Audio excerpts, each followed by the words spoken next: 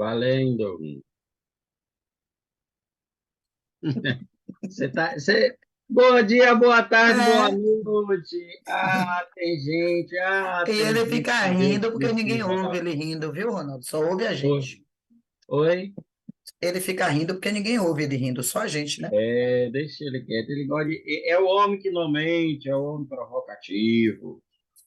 Imagine se fosse meu chefe. Vamos, bora lá, meu povo, bora lá, meu Oi, povo. boa noite, pra quem é de boa noite. É, Tem que rapaz, começar no clima.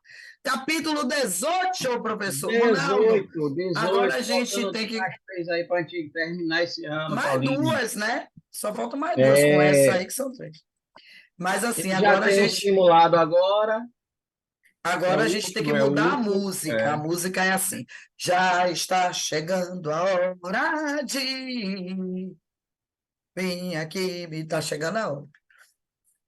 Estamos no livro D. Nesse exato momento, nós estamos no meio do livro D, caminhando para o fechamento, né? Que é a nossa proposta, trabalhar todos os capítulos, É, e sempre ressaltando a importância que a história da arte está ganhando, já vem ganhando, mas agora mais ainda, porque a partir de 2024 vai ter prova de história da arte na FUVEST. Paulinha, você já Então, reparou uma coisa? Você já deve ter reparado, né? Como os vestibulares, né, Unicamp, FUVEST, eles estão cada vez mais nessa abordagem, que é uma abordagem comum das próprias universidades, né, de você trabalhar temas como a questão da arte, trabalhar mais questões voltadas para a filosofia, sociologia, antropologia, que são questões, né, voltadas para o conhecimento. Estava hoje fazendo uma revisão lá no terceiro ano, né, e falando justamente isso com os meninos. Precisa ter muito cuidado, porque quando você fala assim, interpretar, né, a gente precisa ter muito cuidado, porque parece que interpretar é uma coisa que sempre é senso comum. aham, E interpretar, pô, você vai interpretar um texto científico, você tem que ter um conhecimento científico. Então, tem a questão técnica na interpretação, e é necessário você se munir de técnicas para essa interpretação. E aí você tem um problema muito sério, que é uma questão que muita gente hoje lê. Mas tem muita gente que lê, mas não é alfabetizado num sentido maior, é alfabetizado funcional. Na hora de interpretar algo que tem um rebuscamento, aí é a grande dificuldade. Então, hoje mesmo eu estava trabalhando com os meninos lá do terceiro ano, trabalhei ontem, trabalhei hoje, que numa questãozinha lá do Enem, que fala de existencialismo, uma palavrinha chamada solilóquio, se ele sabe o significado das palavras, resolveria tudo. Então, vamos trabalhar aqui, ó, o que é loque, né? Locução, né? Falar, né? E o que é só, está só, mas não é um monólogo. Só loque falar você com você mesmo. Então, assim, coisas básicas de um vocabulário que hoje as pessoas não têm. Essa questão na internet, ela trouxe muita coisa boa, mas também muita gente fica empobrecendo o vocabulário. E aí, na hora que você vai fazer uma prova, tipo Enem, tipo FUVEST, Unicamp, PUC, uma prova mais bem elaborada, sim. você tem uma dificuldade. Então, assim, quando a gente estuda a questão de arte, né, e eu chamo a atenção para eles, a arte está dentro de quê? Linguagem. Eu digo para eles direto, olha, na questão do Enem, você tem 4 questões de filosofia e sociologia, seria 2 de cada, mas você tem 5 de arte, que são 5 de linguagem. Já vai atrapalhar a sua vida bastante. Mas também, se você se interessar, já vai ajudar a sua vida em outras interpretações. Sim, sim. Né? Então, aí eu trabalhando lá com eles um texto, não é nem uma questão de existencialismo que começa com um texto de Shakespeare. Aí eu me disse, pô, mas Sim. professor, como é que o cara pega um texto de Shakespeare? Eu disse, para você ver, é um texto do Renascimento. Mas eu não Uhum. sei, eu digo, aí é que está a questão, entendeu? De você cada vez mais se entregar ao estudo, né? Para que E, não passe por esses probleminhas. e eu gostaria de dizer que ele não sabe porque ele se ausenta quando tem a chance de saber. Porque a história da arte tem um capítulo que se chama Do Clássico ao Neoclássico, que é um capítulo que ele deveria estar construído desde o primeiro ano e que ele só ouve falar de verdade no terceiro, porque ele não acessa essas aulas. E que no terceiro junta, porque aqui nas aulas a gente separa clássico, renascimento e neoclássico. Lá junta. É uma aula do clássico ao neoclássico. E nesse momento, entre o clássico e o neoclássico é ali aquele período do iluminismo, que é o arcadismo na literatura, não existe arte. Arcade é literatura arcade e arte é neoclássica. Exato. Aí no meio tem o Renascimento, e eu paro, e no Renascimento eu falo do humanismo, falo de Shakespeare, falo de Cervantes, só que aí o que acontece? Nós temos, e aí uma outra coisa que se percebe, além de que se tem uma visão de que interpretação não se aprende, não se estuda, não se valoriza a hermenêutica, não se valoriza a dialética, não se valoriza conceitos, e aí chega lá o senso comum entra aí. Além disso, eu percebo uma outra coisa que já é bastante evidente. Eu não percebo porque sou inteligente, não. Eu percebo porque está aí, para quem quiser ver, inclusive você vê, que é a desimportância da arte de pensar e de trabalhar a linguagem. Por quê? Porque se eu criar a consciência da importância, eu vou ter que estudar.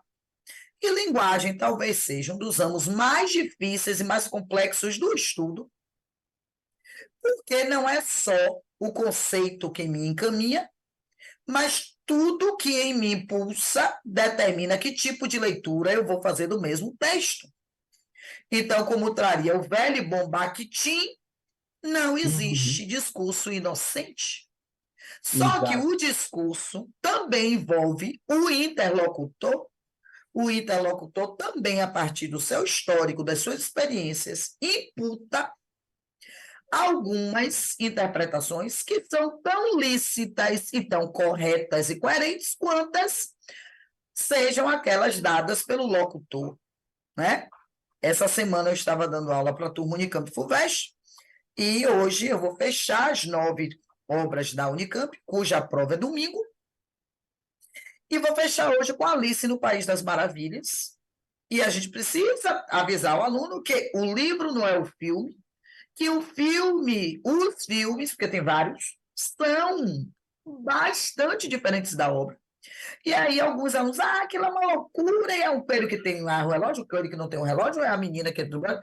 Gente, gente, isso é literatura. Você sabe qual é o grande problema de quem lê literatura? É querer achar que a literatura é o concreto do dia a dia.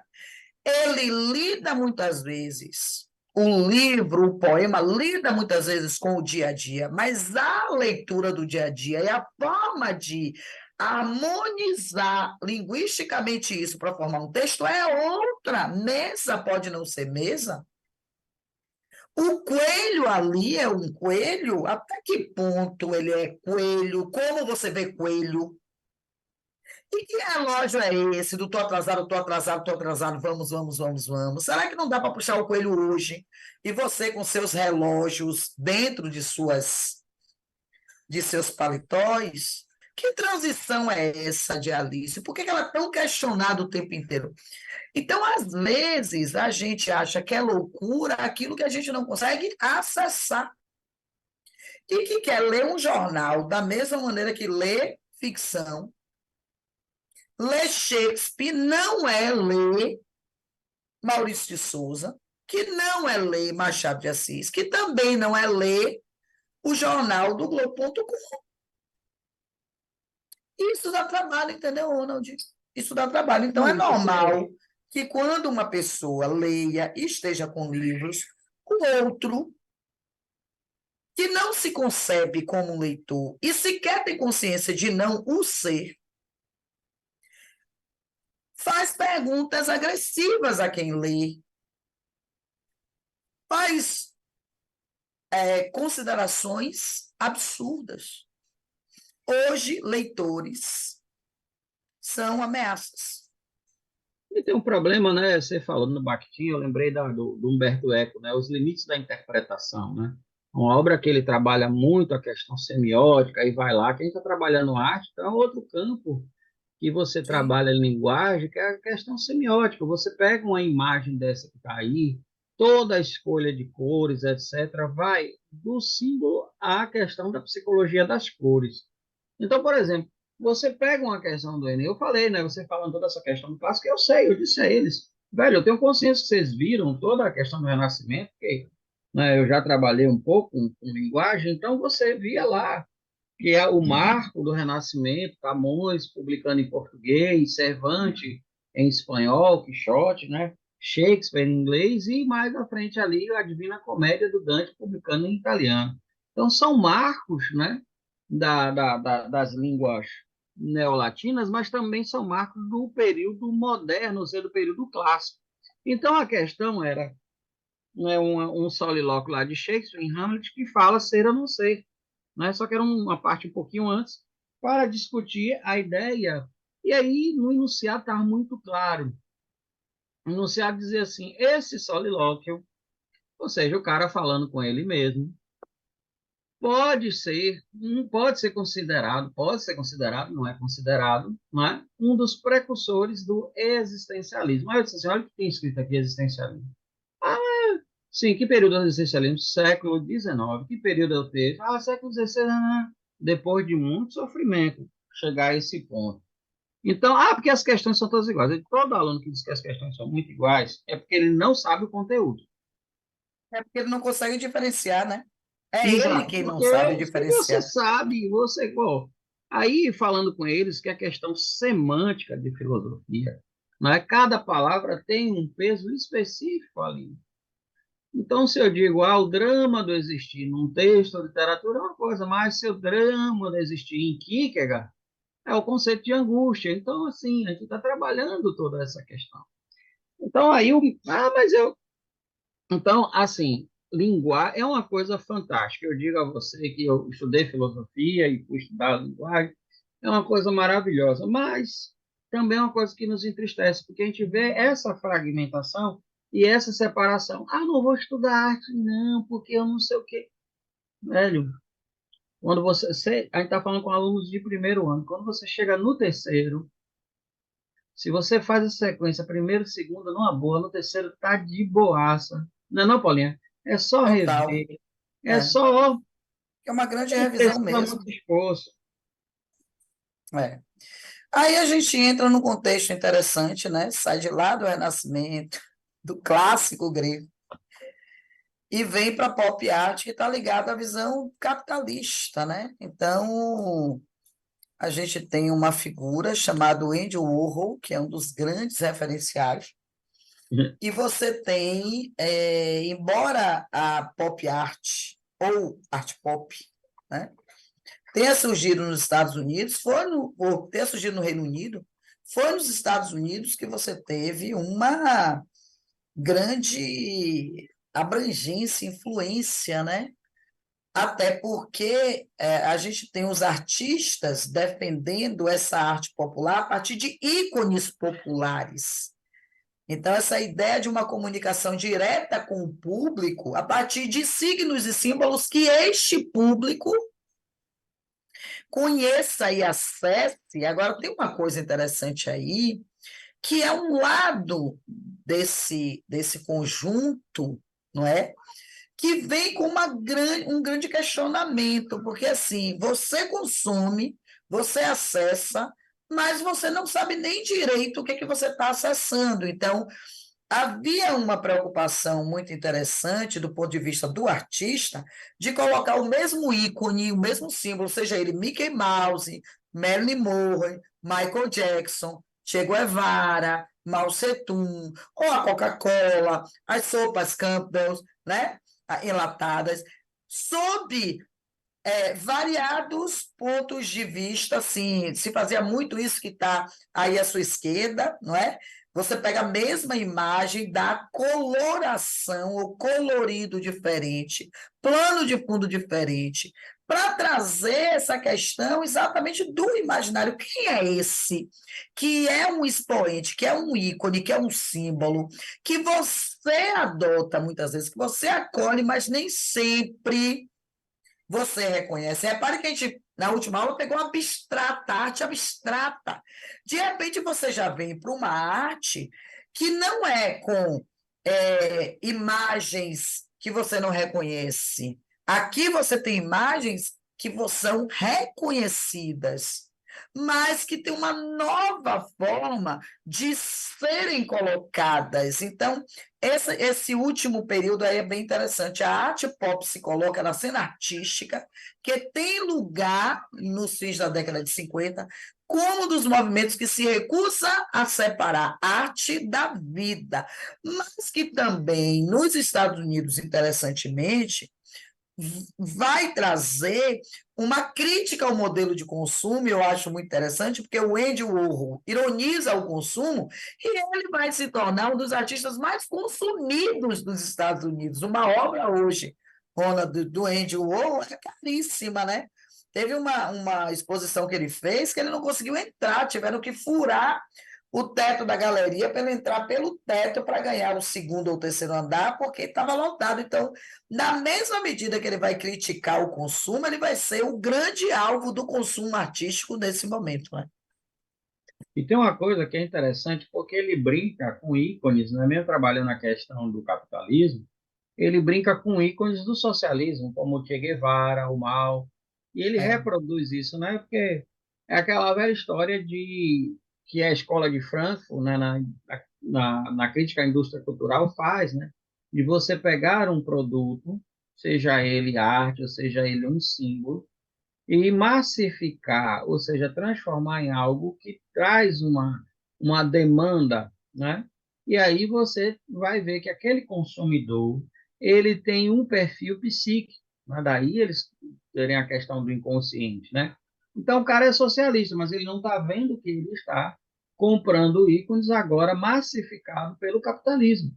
E isso é Uhum, muito interessante porque, né, como você falou, é um cara que vai fazer uma crítica no sentido de desconstrução do capitalismo e se torna um dos ícones artistas do capitalismo, não é? E isso é muito interessante até para a gente falar, né, como essa reinvenção da procura, da oferta, procura, né, a demanda dentro de um produto pode ser criado a partir de coisas tão subjetivas como a própria arte, né? Então, a arte ali que serviria para criticar esse modelo de consumo passa a ser algo consumível, né? e é possível que passe a ser exatamente porque está trazendo elementos do consumo, né? Por Sim, exemplo, quando a gente fala da Marilyn, né? Marilyn era, eu acho que até hoje ela é um ícone, né? Tanto que tem gente que nunca assistiu um filme da Marilyn, mas conhece a Marilyn, né? sim, É algo massificado mesmo. E ela faz uma foto de divulgação para um filme, né? Então, aquilo ali, naquele momento, chama muito a atenção. E aí o Andy Warhol recorta a Marilyn e faz exatamente o que ele fez aqui com o Che Guevara, né? Então, sim. muda a textura do rosto, a cor do batom, a sombra do olho, a cor do cabelo e o plano de fundo, mas é um objeto de consumo que ele está colocando ali. Se a finalidade dele é criticar o consumo ou acolher o consumo, parece que já não importa, porque as pessoas querem consumir. Eu não sei, inclusive, Ronald, e aí é totalmente, eu acho que compreensível a gente não saber, se as pessoas estavam conscientes de que estavam consumindo algo que criticava o consumo, porque na cabeça delas, elas chegam a transformar o próprio Andy Warhol simbolicamente numa Marilyn, num Michael Jackson. no momento que ele é tão, né, vangloriado, né, exaltado, consumido, visto. E repare que hoje, a gente está falando da década de 60, porque é final de 50, 60, a gente tem esse consumo do que critica o consumo de uma forma ampla. Você vê assim, um monte de youtuber criticando o modelo capitalista e consumista e critica para ser consumido. E aí já é de uma forma bem consciente, bastante consciente. Inclusive, alguns chegam a fazer o anti-marketing, né? Sim, Você faz o marketing negativo, porque o marketing negativo funciona muito, às vezes, muito mais do que o marketing positivo. como é que chama? Um vídeo que é muito engraçado da Porta dos Fundos que faz isso. Pega uma ideia de um cara e diz assim: olha, você não deve mais consumir tal coisa, desliga isso, desliga a televisão. Então ele está falando na televisão e está sendo visto na televisão. Aí daqui a pouco ele aparece na internet: saia mais das redes sociais, veja não sei o quê. Aí compre meu curso que vai lhe ensinar como se livrar das redes sociais. Aí o cara diz assim: mas você está mandando o povo livrar das redes sociais, mas você está mandando ele consumir seu produto que está nas redes sociais. Ele disse: sim, Só que então quem ele vê vai isso é aprender Ronaldo. Quem vê isso é Ronaldo. isso. O Entendeu? cara Aí lá que não aparece o investe. cara que é aquele papel do. Pô, o cara tá ali, que é justamente a crítica que o Herbert Marcuse faz, que é o cara que trabalha, o Herbert Marcuse e o Eric Fromm, são os caras que trabalham mais esse viés psicanalítico, mas.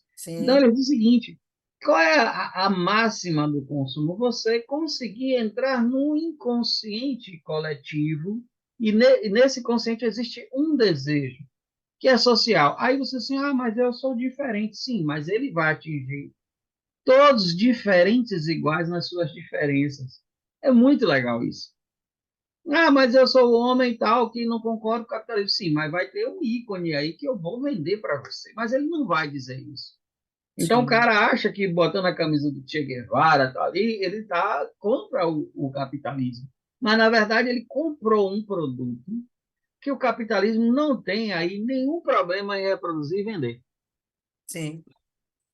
É Nenhum. muito profundo, é muito intenso isso, porque é de um nível de inconsciência. E aí a gente mergulha no modelo psíquico mesmo, né? Porque faz sem consciência, mas fazer sem consciência também é fazer. E ao fazer sem consciência, também move o sistema, que é o sistema que muitas vezes se deseja criticar. Então E você você, critica acolhendo. porque é muito interessante, por exemplo, tem várias, aqui em Salvador não é muito, mas tem várias empresas que trabalham a parte de marketing, um sociólogo, um antropólogo, junto com a galera de marketing, para entender aquilo que é a demanda daquela sociedade, quais os anseios daquela sociedade, daquela cultura. E aí a gente sai da cultura para a indústria cultural. Sim, E isso é muito interessante, porque desde você estabelecer aquilo que naquela cultura é representatividade da cultura, aquilo que foi massificado para ser comprado como aquela cultura. sim, sim, sim. É muito interessante, é muito. E porque quando a gente vai para, como a gente falou, né, hermenêutica, semiótica, o mergulho nas entrelinhas do discurso, né, a intencionalidade ou as intencionalidades, você já não se permite ser tão enganado, mas você continua sendo enganado porque o sistema é muito eficaz. Há uma É, eficiência muito grande no sistema, porque imaginem vocês que se o sistema manipula quem estuda e quem acha que sabe alguma coisa, imagine os ignorantes. Ignorante aí não tome como uma ofensa, tome como um estado. Estado de ignorância. Porque mudaram a semântica de ignorante para uma semântica que não é essa que a gente está usando. Porque ignorante todos nós somos, ninguém sabe tudo. Aliás, estamos mais perto do nada do que do tudo, viu? não, e o E mais quanto. interessante é Não, que com essa questão da propagação cada vez mais da internet, você tem um outro fenômeno que é mais complicado, porque quando o cara entra nessa, eu não sei, aquela questão Sócrates, eu sei que nada sei, ele está aberto ao conhecimento. O problema é quando ele entra numa dissonância cognitiva. Ele acha que ele entende todo o sistema, que ele está ali, quando na verdade não está.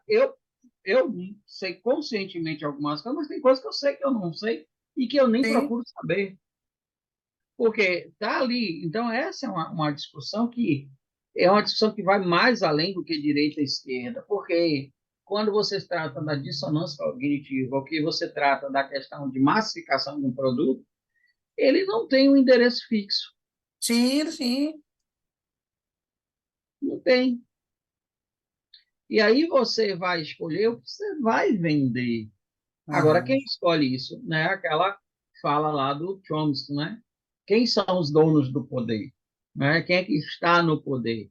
Aí a gente vai rasamente dizer, fulano, esse fulano. Não, ali são aqueles que a gente chama de bode expiatório, aquele que vai na frente, ou testa de ferro, aquele que está ali recebendo a pancada como se fosse o ideólogo. Mas por trás existe, né? Toda uma filosofia, por trás de toda uma sociologia, existe toda a questão, principalmente da linguagem, já que tudo parte da linguagem, né? É É. aquela coisa do Levi-Strauss, né? A estrutura social, a estrutura linguística. Lógico, né? E a ideia de que nós somos metade, a outra metade é a expressão, né? Sim. Então, assim, se eu souber atingir sua expressão e de forma inconsciente, mexendo no inconsciente coletivo, isso é irreversível. Isso é irreversível. A não ser que você se conscientize da importância do conhecimento e que você comece a mexer com a neuroplasticidade, a reprogramação celular, né? Mas Re- aí é mais fácil você adentrar no universo da mecatrônica para fazer pessoas utilizarem pelo Aí lá cérebro vem. a questão robótica do que você É. mudar a plasticidade e tudo mais cerebral. Isso existe. É possível, é. Agora, primeiro tem que ter o conhecimento, a consciência, para então começar a mexer nisso. A gente não sabe onde é que está a ponta. Se eu preciso mexer na neuroplasticidade para mexer no meu nível de consciência, eu preciso de nível de consciência para mexer na neuroplasticidade, olha que loucura, a gente não começa nunca, né? É Então, entre porque quando a gente 1900. fala, né? Quando a gente Ah, fala de neuroplasticidade, é descobrir recentemente que o cérebro tem várias possibilidades isso, exatamente. de mudar de função, adaptar-se, fazer um monte de coisa. Se a gente Me ainda está. perdoe, viu, Ronald? Me perdoe, eu falei de neuroplasticidade e esqueci que a gente está dando aula e terminei não explicando o que é neuroplasticidade. Que Não, bom é que que você a fez. gente se empolga aí. Então, assim, o que é essa neuroplasticidade? Descobriu, né, recentemente que, por exemplo, se eu perder por um instante muito rápido a vista, essa minha parte cerebral da vista, ela vai potencializar a audição e outras percepções, deixando de não pertencer tão somente à parte visual, né? O contrário também é verdadeiro, por isso que as pessoas que não escutam, elas têm uma sensibilidade maior auditiva e tátil, olfativa, etc. Então, aí você está descobrindo que o cérebro tem essas possibilidades. Sim, é a neuroplasticidade. Imagine. E aí E agora, o que é fabuloso é a gente saber que mesmo enxergando, você pode, através da neuroplasticidade, enxergar ainda mais com outro olhar, que é o olhar da compreensão, da intuição, da revisitação, da reestruturação. É a sílaba do ré, deita e rola, viu, gente? e ativar campos neurais a partir de Sim, arte, de música, e aí? de tudo, né? De Aí vínculo, o bicho pega. de vínculo, que a gente está se desvinculando cada vez mais. E aí Bom, você vê que a pintura não é só pintura, a música não só é música, e a escultura muito menos do que parece ser. hoje, por exemplo, eu estava aqui fazendo um convite para ir assistir Hit, para ouvir Menina Veneno, o mundo é pequeno demais. Isso tudo é neuroplasticidade. Vamos lá. Mas eu não assistiria Hit, não. Ou Rita, Deus é mais. Eu não Não, assistiria Hitler também não Hit, iria. não, porque minha memória afetiva, ela é comprometida com muitas lembranças terríveis dele. Ele Sim, sim. embalou muito desamores. É muito, né? Muito. Aí é uma questão muito pessoal, né? Aí Enquanto eu estava embalado em outras questões, você estava embalado na sua. E aí, cada um. Gente, olha, o grande nome da pop art, né? É o Hum, Andy Warhol, já falei sobre isso. ele vai ficar muito popularizado, ao mesmo tempo que você populariza. Isso é uma coisa sensacional, que é tudo que a gente está falando aqui. Populariza, comercializa. Por isso que tem muita gente forçando a barra para se tornar popular. Porque quando se torna popular, você é consumido, é acessível. E eu estou falando de tudo. Quando um colega de vocês quer se tornar popular na turma, é porque uma vez popular ele vai ser consumido. Esse consumo não é comprar, não, tá? Mas é de E ele ser ou visto, pode de ser criar uma ouvido. demanda, né, Paulinho? Sim, exato. E aí, o que que o Andy Warhol faz, né? Ele transforma isso realmente num campo de comércio. E não é inicialmente ideias, tá? Mas ele enriquece com isso e ele é muito, muito plural. Ele é cineasta, um cara inteligentíssimo, super versátil, tá certo? Então, é uma arte urbana, não é uma arte ligada a espaços mais afastados, são espaços cosmopolitas, onde a cultura urbana realmente transita melhor, isso é óbvio, é notório, e é uma arte moderna muito atrelada aos jovens. O Andy Warhol, interessantíssimo isso, porque ele viveu muito, o Andy Warhol vai até o século XX, segunda metade, né? Tem eventos da vida dele muito interessantes. E os jovens, mesmo ele já um homem maduro, é consumido pelos jovens e ele vende realmente muito. Recentemente eu estava vendo artes do Andy Warhol sendo comercializadas e caras, então isso tem uma ligação, e eu vou passar a bola um pouco para Ronald de novo, para ele falar do American Way of Life, que é o jeito de viver americano, que é isso aqui, essa imagem é bem American Way of Life. Uma família heteronormativa, filhos, tem que ter carro, TV, casa, né? Então, é um modelo de vida americano que, na contemporaneidade, foi muito questionado e continua sendo pelo seriado Os Simpsons. Os Simpsons é desenho, mas é um seriado adulto de crítica a um modelo ocidental de consumo e, no meu entender, já um pouco falido. Ronald, com você. Inclusive aparece aí o marido, né, o esposo, ele é um militar, né? Porque aí você tem uma característica do modo norte-americano pós Segunda Guerra Mundial, né? O que estabelece essa família, como Paula falou, heteronormativa e que é cristã, né? Então ela traz aí um aspecto geralmente gospel, né? Nos Estados Unidos não é muito forte a questão protestante, e por um outro lado, um número menor, né, que vai crescer mais, né, a partir da segunda metade do século XX, que são os católicos, né? Os católicos aumentam nos Estados Unidos a partir de alguns latinos, como eles gostam de chamar, né, que vão para lá. Mas você tem, inclusive, uma comunidade muito rica, a comunidade católica norte-americana, e de um poder muito grande, inclusive para o bem ou para o mal, mas tem.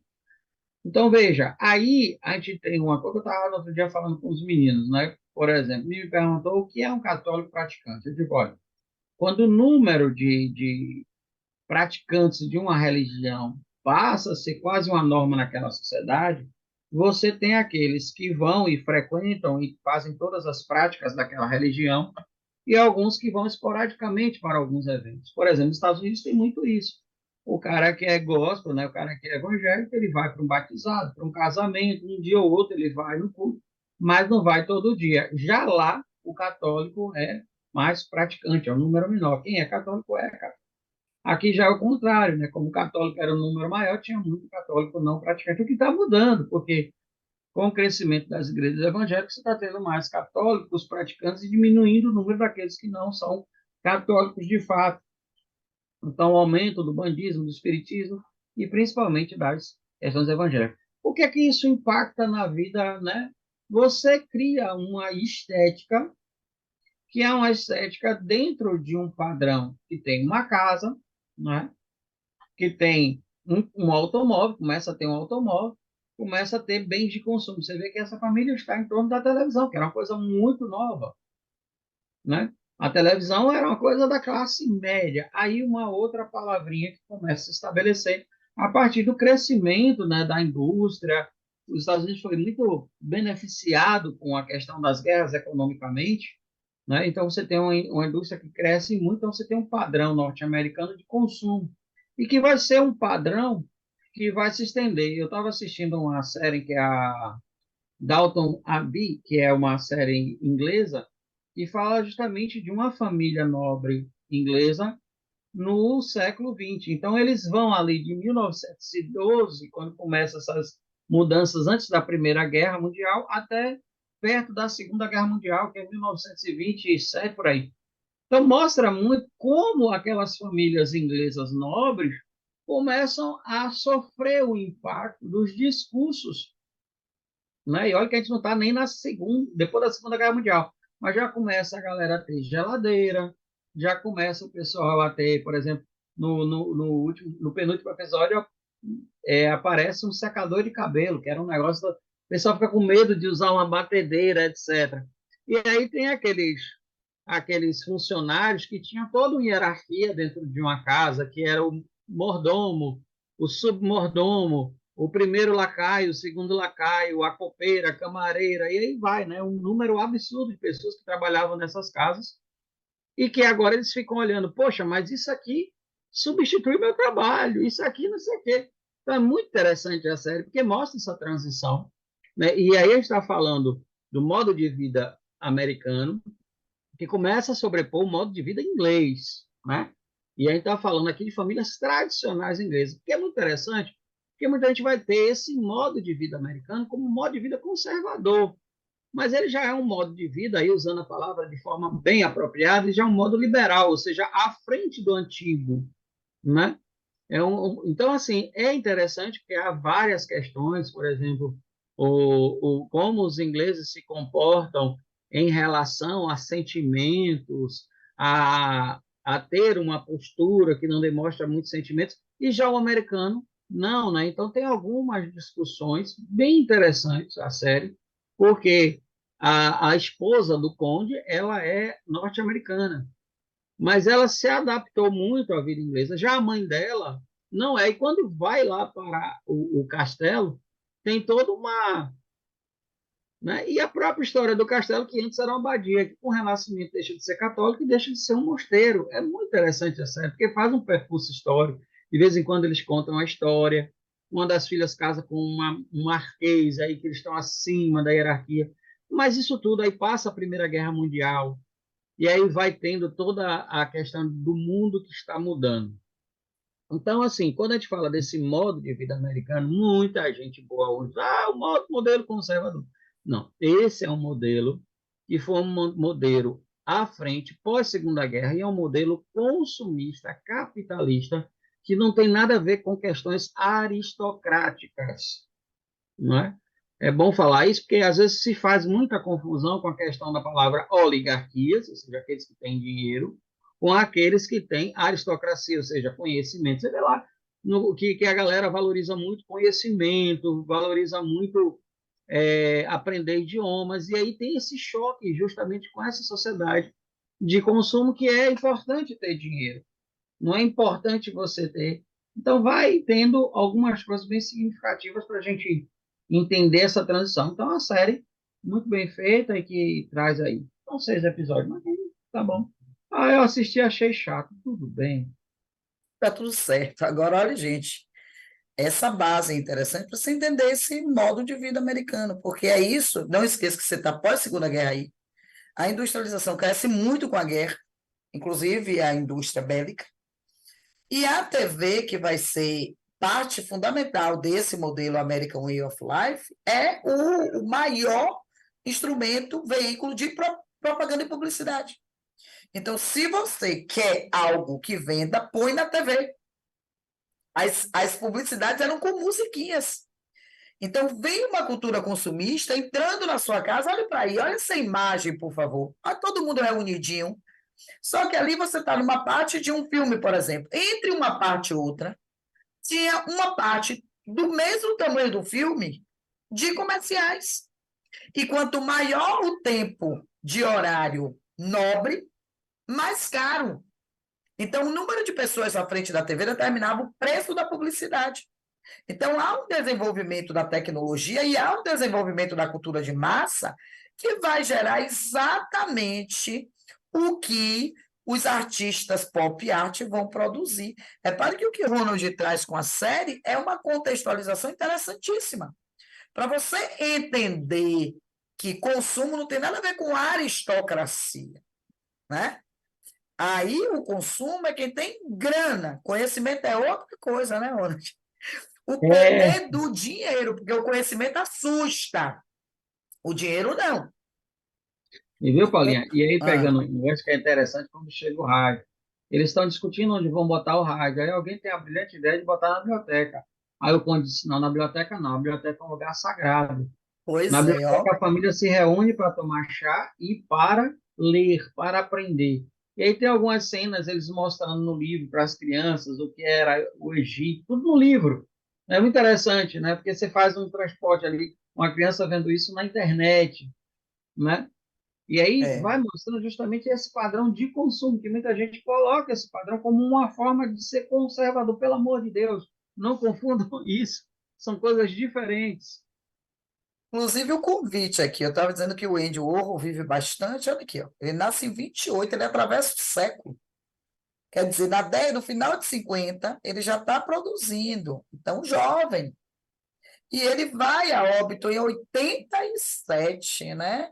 Você diz, ah, professora, mas 64 anos, né? É jovem hoje, mas mesmo assim a gente tem uma pessoa que lida com a arte com 67 anos, 64, uma pessoa que ainda mais num momento em que as coisas não mudavam tão rapidamente como hoje, né?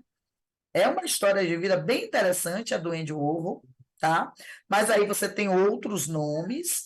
Quero deixar, junto com o Ronald, a, a, a, a importância de vocês não se ligarem muito em nomes, porque no Enem, se o Enem é sua finalidade, é mais importante você conhecer a motivação da arte do que quem a fez, tá certo? Claro que quando você olhar o nomezinho lá embaixo, e perceber um desses caras, não é? Você vai saber a importância que eles têm, não é? Mas é muito mais importante a ideologia do movimento do que você sair decorando, que é o que eu mais critico na literatura hoje.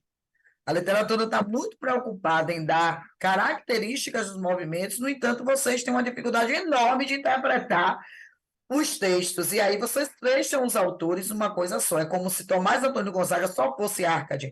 E ele tem uma característica muito presente já do romantismo, até mesmo na obra, quando você diz Marília de Disseu, esse dia é posse, tá?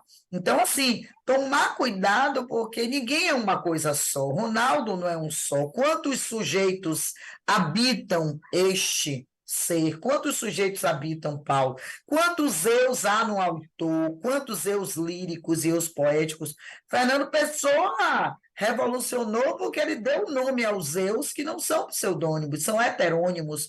Então, ele realmente dava biografia e muitas vezes ele assumia a vida de quem estava assinando os poemas, porque era um eu real.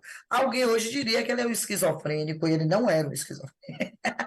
Então, a gente vem para a pop art no Brasil, né, que surgiu num contexto histórico bem diferente, porque a partir de 64 a gente tem um período de ditadura militar, né? Então a ditadura estava em curso, os artistas aqui que utilizaram a pop art para se comunicar com as massas fizeram disso uma crítica ao sistema, né? Então, aqui eu acho até, Ronald, que tem uma vertente bem diferente dos Estados Unidos, embora críticos, né, como os Estados Unidos, mas a crítica aqui trouxe muito a questão da ironia. O brasileiro sabe ironizar muito, né? Sabe brincar, inclusive como uma forma de camuflar a verdadeira ideia que é de crítica, né? Porque uma coisa é você criticar o consumo, a outra é você criticar a ditadura militar, né? Acho que é uma coisa diferente até do português, né? Português aí, não linguagem, mas português, né? O país. né? Que o português ele é muito literal no uso da linguagem, né? A gente não, a gente tem uma certa, né, como diria o Nelson Rodrigues, uma certa malemolência nas formas de trazer as coisas. Então, assim, nosso uso para a ironia é assim, de uma grande. Porque quando essa coisa da brincadeira, que a gente herda, talvez, dos povos que vieram do continente africano aqui e foram escravizados, ou dos nossos, né, povos originários, que traz uma certa gingado até na forma de falar e de se expressar. Né? Você vê Sim. a nossa música, por mais que você escute algumas músicas de outros lugares, mas tem um outro lado também, né, dessa coisa que é muito forte de você conseguir rir até em situações que são muito ruins, né? O, como é o nome dele? Chico Anísio dizia um negócio muito interessante. Ele dizia que o brasileiro era o único que conseguia rir e fazer piada de sua própria miséria. E continua sendo, né? Uhum. Aí, ó, Então, Movimento Tropicália, e aí tá o filme de aí, quem? ó, e interessante, só para a gente botar aqui, Tropicália faz muito isso, né? De Sim. forma muito inteligente, o tropicalismo, inclusive, bebe na antropofagia, né? Lá do movimento de 22, e ironiza muito isso. Vamos misturar. E você teve uma aula que disse: não, o que está elétrica, que inovação, né? Então, assim, eu acho que aqui, Ronald, a pop art foi muito mais uma crítica que descambou para a experimentação, não sei se você concorda com isso, do que para a crítica, né? O que é que você acha? Eu acho que a Tropicália teve um peso interessante, igual quando a gente fala da semana de 22, né? Queria estar Sim, ali naquilo que estava acontecendo no mundo, mas queria uma ideia muito pessoal, né? Uma personalidade para aquele movimento que fosse só nosso, né? Que a gente vê, por exemplo, a Tropicália, ela também é fruto de todas aquelas discussões dos sociólogos que começam lá em 30, que são os intérpretes do Brasil. Né? O que é o Brasil?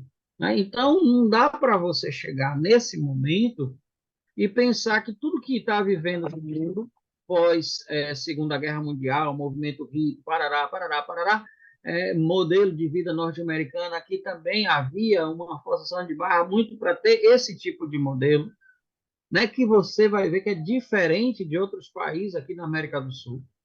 O brasileiro consegue ser muito, e às vezes até não é no sentido positivo, porque ele termina sendo muito diferente da galera aqui e se aproximando muito de outros lugares, que não tem muito sentido. Mas aí a Tropicália termina tentando massificar, né? Porque felizmente ou infelizmente não deu, mas precisava também de uma ironia, porque não se podia se falar tão aberto, né? Então traz essa coisa pessoal, sabe, Paulo? Eu acho assim, que tem uma coisa bem. inteligente, porque a ironia produzida por quem não é inteligente vira uma coisa muito Não, ou grotesca e você é grosseira. irônico, ou você é aquela pessoa Cínico.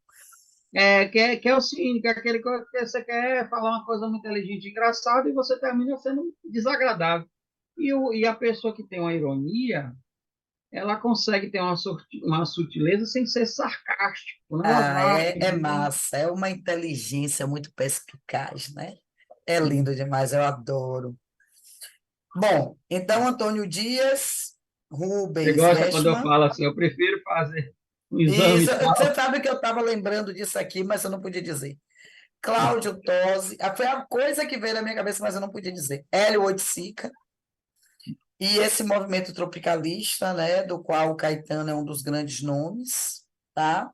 Eu quero deixar aqui uma coisa com vocês de que no Enem é muito mais comum a presença do movimento com o Andy Warhol, do que com qualquer um brasileiro, tá? O Andy já apareceu a imagem do Michael Jackson, a de Marilyn Monroe, do Mickey, da sopa Campbell's, né? Que ele chega no mercado e vê uma ala toda de sopa, né? E é muito massa porque ele simplesmente reproduz aquilo ali numa obra de arte. E é fantástico porque até mais do que nunca nós fazemos isso. A gente chega no mercado, muitas vezes, se vocês observarem as pessoas no mercado, elas vão colocando as coisas no carrinho que mal olham o que estão comprando, né? É assim, aí o americano, o norte-americano, o estadunidense, ele adora enlatado, é impressionante, enlatou, embutiu, né? Hambúrguer, embutiu, salsicha, ele tá, nugget. E a gente Inclusive tem compra, uma. porque Desculpe, isso Paulinho. está no American Way of Life hoje, né? Se usa, você sai para comer na rua e o fast food, olha a expressão. Aí você vai, Burger King, olha o título, McDonald's, olha o título. Eu assisti ao documentário sobre a McDonald's, velho, é horroroso como aquilo é criado, né? A apropriação do que dois irmãos tinham, inclusive, de ideia, e como a coisa vai surgindo, bum, bum, bum, bum, bum, bum, bum, bum, bum, bum. E hoje o mundo inteiro é uma infestação e dá um, e interessante, Ronald, como dá um status. Tem gente que vê status em comer na McDonald's. Levar o menino para fazer a festinha na McDonald's, né? E a gente está no Brasil, comendo sanduíche na caixa, bota na caixa. Eu acho muito interessante isso, porque é um Não, aí, inconsciente aí você coletivo. vê, né? Um povo que não almoça faz lanche. É, e que faz churrasco botando salsicha. Eles não botam carne, eles botam salsicha e hambúrguer. O churrasco deles é de salsicha e hambúrguer. A gente vem, o nosso churrasco tem abacaxi na grelha, sabe? Então, uma coisa que a gente não faz que é botar abacaxi na pizza, né? Que eles fazem em alguns lugares lá. Você sabe que outro dia eu comi lá na Chapada uma pizza doce com abacaxi. Mas assim, enfim, né? Gosto é que nem Não, mas braço. aí a pizza doce é diferente de você pegar uma pizza salgada e Sim, jogar três lógico. rodelas de abacaxi em cima, né? É. É porque o abacaxi, inclusive, ajuda na Até porque digestão, né? pizza nossa só perde para algumas italianas e olha lá. Né? A gente fez A muito. Ah, gente. o brasileiro faz isso. Você pegou o hot dog dele e não se compara, porque eles pegam lá o pão seco, botam a salsicha no meio e acabou, nem É o molho. mesmo, aqui tem que ter uma coisa para molhar, né? Não, em São Paulo é um absurdo. Você pega aquele dogão ali perto da Sé. Aí Aqui o cara tem, me viu, perguntou também. completo. Por que eu fui dizer completo? Tinha purê de batata, no meio do purê de batata tinha ovo de codorna, tinha mesmo coisa. Meu Deus do céu, quando é que esse cara vai terminar de botar Olha, coisa aí? olha, olha, olha, tá certo, tá certo. Mas Você aqui chega tem a ser uns que bota embriagado, porque purê de batata de purê codorna. de batata do... É um almoço, ó. Então estão aqui Antônio Dias, 1944, Rubens Gershman, que morreu em 2008, e Cláudio Tosi. Só para avisar vocês que quando não tem outro ano é porque o cara tá vivo ainda, viu, gente? Uhum. Tá? Ou ele está vivo ou não, não há notícia de sua morte, tá certo? Só Igual o para deixar Belchior, que claro. teve uma época que sumiu tempão, Sim. E aí deram por morto e ele por aí. Cara de Belchior, né? Estava por aí aí. apareceu. Olha quem apareceu também. Ali, ó. Eu tinha até uma canção. Tô com saudade de tu. Tava com Ô, saudade, porque Chica, tá dormindo, bebezinha? Biscoito pra mim, vai biscoito, biscoito, biscoito. Sem vergonha. nunca mais ela apareceu. É Ela ele, tá. né? É Chico, né? Não, aí é Chica. Chica Aí tá por aí. é Chica. Sim, gente, então assim, não é um tópico complexo esse, não, viu? Mas é riquíssimo. Você pega assim um pedacinho, uma pontinha do novelo e você vai, porque para você entender pop art, você tem que ir no cenário americano.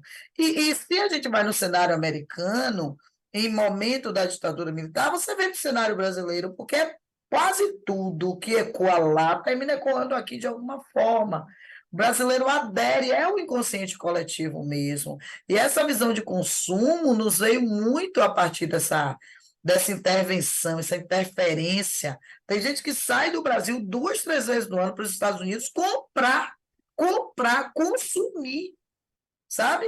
2, 3 vezes no ano. Bom, eu não vou opinar, porque minha opinião é meio E arbitrária em relação a gosto, isso. e gosto. É. Tem gente que sai daqui e diz assim: eu vou para comprar, eu não vou para passear, ou para Mas você sabe jogar. que isso é muito interessante, que eu lembro quando eu era menino, né? Os meninos de classe média alta, né? Que eram pessoas ricas, eles iam uma vez na vida nos Estados Unidos e faziam aquela compra e traziam ali o que era coqueluche. No momento que só tinha calça stop, trazia calça ali, trazia as camisazinhas xadrez que aqui a gente não tinha.